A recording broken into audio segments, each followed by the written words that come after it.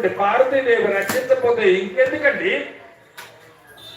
అదేం కుదరదు. ఎలాగైనా కుర్రాన్ని రక్షించాలన్నది ఆవిడ పట్టుపట్టేసింది పార్వతీదేవి. ఈ పట్టుపట్టేసిన మాట చూసి పరమేశ్వరుడు అన్నట్ట, సరే పార్వతి నీ మాట నేను కాదన్నా, మనిద్దరం భూలోకానికి వెళ్ళిపోదాం. ఆ పంతులు ఏ చెట్టు మీద ఉన్నాడో చెట్టు కిందకి వెళ్ళిపోదాం. కామరూపులు అంటే మనిషికి కనబడం, అక్కడే ఉంటాం.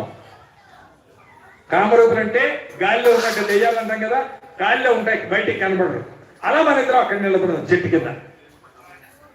ఈ కుర్రవాడి కింద పడ్డాడు అనుకో, జలగంట నీటిలో పడి చచ్చిపోతాం రాశాడు కదా, ఆ నీటిలో పడేటప్పుడు కింద మన ఇద్దరం నిలబడదాం. భూలోకంలో అందరూ అమ్మా అంటారు ఏదైనా చిన్న దెబ్బ తగిలితే. ఎక్కువ బాధ కలిగితేనే కదా బాబోయ్ అంటారు. ఇద్దరం నిలబడతాం.